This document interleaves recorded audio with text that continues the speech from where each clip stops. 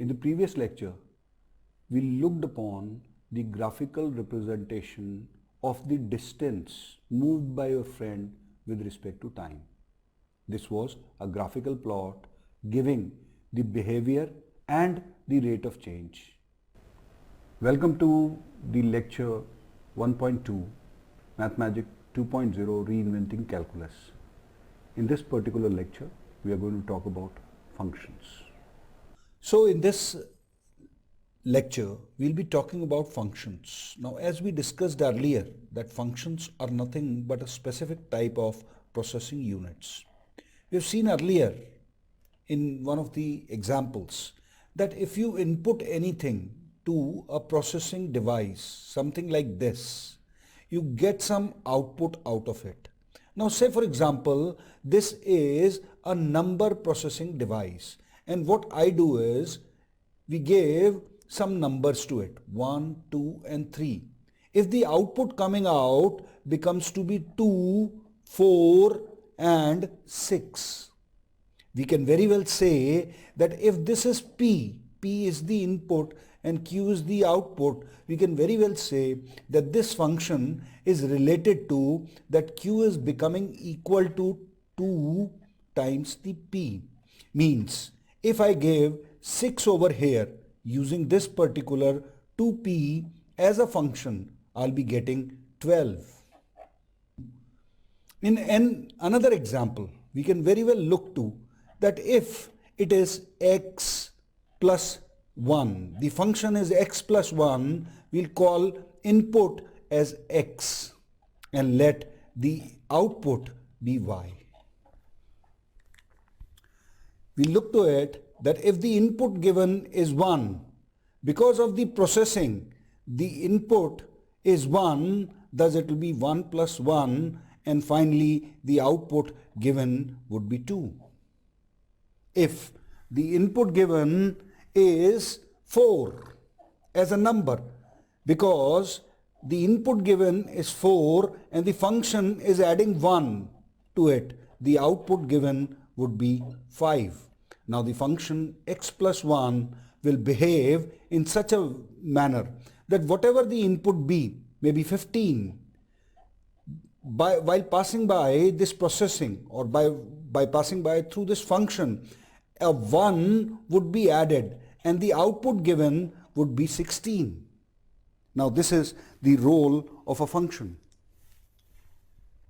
If we take another function or another number crunching process, that is 2x square plus x, and if I say that input given is x and the output taken out is y.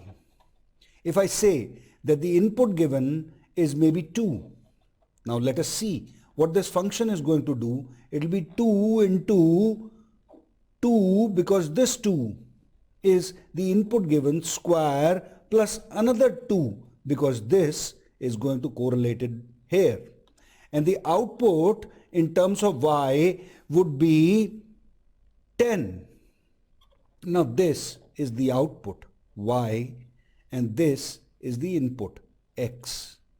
If I plot anything, say for example this particular form out here, where I say that this is the input. Now P, or on the horizontal line, I put upon the input, and on the vertical side I take Q as the output. Now what is going to happen is, when I say that the function is 2p, or the function is behaving in terms of multiplying the input by 2, or it is the twice of the input. If the input is 1, the output is going to be 2. When the input is 2, the output is going to be 4, and so on and so forth. I can very well, as we have seen earlier, we can really very well plot when it is 0. We need to look to it. When p is equal to 0, the function is 2p and the output, that is q, would again be equal to 0. So this would be 0 as an input and 0 as an output. We'll have to look that this is the input and this becomes the output. Out. So if we basically look another plot, that this I said is going to be the input and this is going to be the output. This is going to be the behavior of the function. If I want to look to what at this particular point of time, say let this be x1, I'll have to, if I have to check that based upon this function, what will be the output? The output is going to be projected over here and this will be nothing but y x1. The output at the input x1. When we say that this is an input and this is x in this direction and this is y as an output in this direction, the function is to be written as, now this becomes the function and it is depicted by fx and the output is y. It can be p also. Then in this case the function would become fp and the output would become q. So this side is the input side, this side is the output side, and in between the function is sitting. In the plots, in any of the plots, if we look to it, that on the input side this is known as the domain and this is known as the range. If there is a function like this and the focus point is between point A and C, then the domain would be A and C, and if its reflection on the output side is given by possibly P and Q, then the range becomes P and Q. So in the next lecture, we are going to look to the types of function. Look to these two cars. If they are stationary, if they are not moving, the distance between them, even if the time is elapsing by, the distance is constant.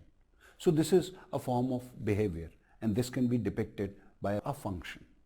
If this car starts moving, then the distance changes with respect to time. This would again be represented by a function.